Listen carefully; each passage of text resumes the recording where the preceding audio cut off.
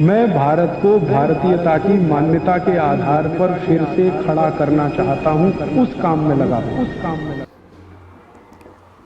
दोस्तों, धरा पर सदैव ऐसा व्यक्ति रहा है जो माया का वशीभूत कहा गया, अर्थात जिसको माया ने घेरा है। ये माया घेरने वाला कोई टॉपिक वैसा नहीं है कि जिसको हमने वैदिकता के आधार पर, विज्ञान के आधार पर समझने का प्रयास नहीं किया और हमने मान लिया कि ये अंधविश्वास है। लेकिन सच्चाई क्या है? जो व्यक्ति अपनी रोटी, अपने घर, अपने परिवार के यापन में पूरी ज़िंदगी बिता देता है, उसको भारतीय शास्त्रों ने कहा कि माया का वशीभूत है। उसे धरती से मतलब नहीं है, उसे बाहर से मतलब नहीं है, वो अपनी दुनिया में लीन है पूरा। यही माया का वशीभूत है।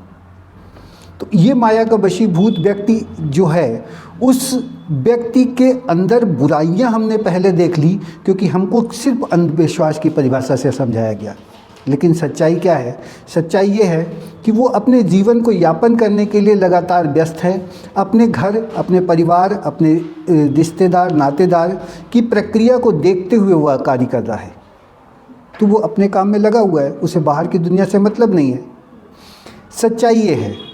और सच्चाई के तहत पर अगर हम छोटी सी इस बात को समझने का प्रयास करें तो आप ऐसे समझिए कि इसी व्यक्ति को अंग्रेज़ों ने कानून बना करके लूटने का सबसे सरल तरीका खोजने का प्रयास किया।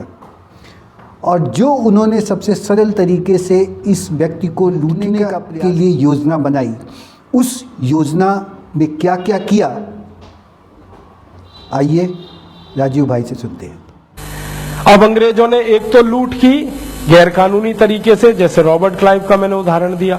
दूसरी लूट की कानून बनाकर, कानूनी तरीके से। अंग्रेजों की संसद में एक बार बहस हुई थी कि भारत को लूटने के लिए क्या क्या कानून बनाए जा सकते हैं। तो विलियम विल्बरफोर्स नाम का एक अंग्रेज था, वो पार्लियामेंट में कह रहा है कि भारत को लूटने के लिए कई तरह के कानून बनाए जा सकते हैं। जैसे भारत में उद्योग ज्यादा चलते हैं, उत्पादन बहुत होता है और दुनिया भर के बाजारों में वो सामान बिकता है, तो भारत में जो उत्पादन हो रहा है वहीं पर एक टैक्स हम लगा दें और वहीं से लूटना शुरू कर दें। तो अंग्रेजों ने भारत के उत्पादन पर टैक्स लगा के लूटना शुरू किया था, जिसको उन्होंने नाम दिया सेंट्रल एक्साइज ड्यूटी। और जब अंग्रेजों ने पहली बार ये टैक्स लगाया 1840 के आसपास, तो 350% सेंट्रल एक्साइज ड्यूटी लगाई।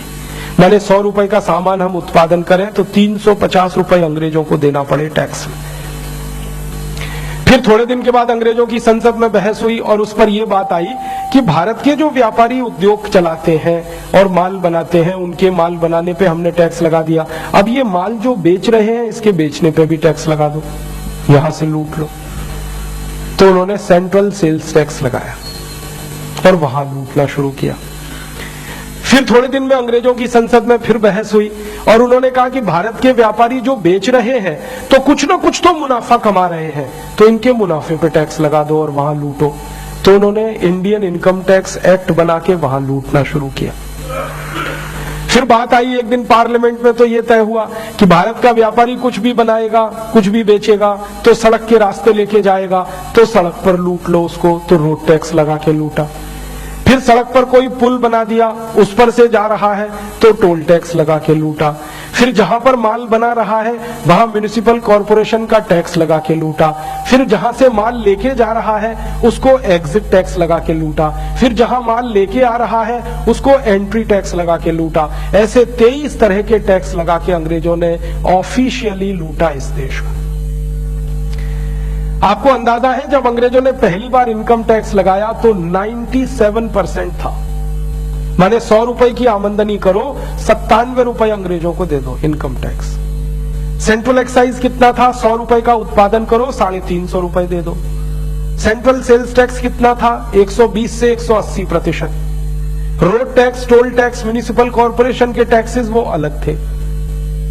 तो ऑफिशियली लूटा फिर अंग्रेजों ने, और ये कम से कम 1840 से 1947 तक, माने 107 साल जम के लूटा।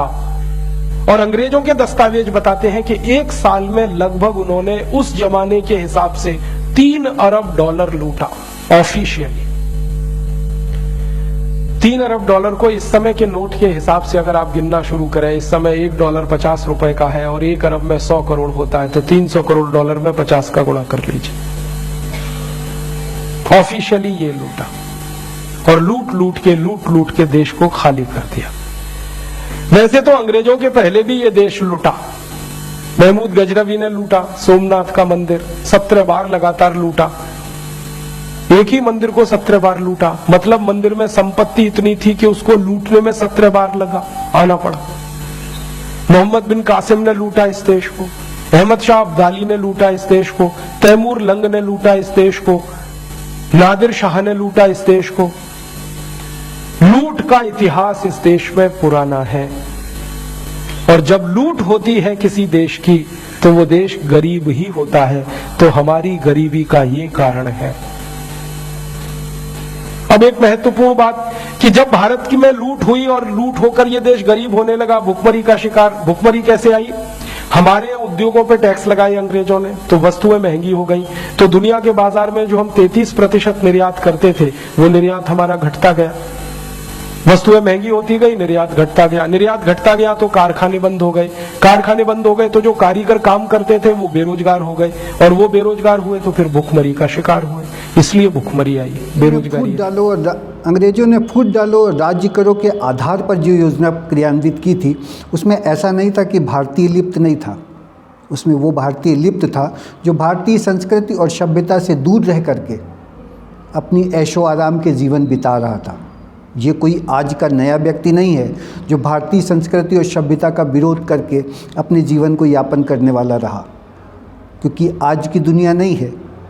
और ये जो संस्कृति और सभ्यता का विरोध करने वाला जो रहा वो सदैव रहा है, सदैव रहेगा, क्योंकि अध्यात्म विज्ञान और उपभोगवादी विज्ञान के बीच सदैव आपस में प्रतिद्वंद रहा है। सभी को आभार है, सभी को धन्यवाद।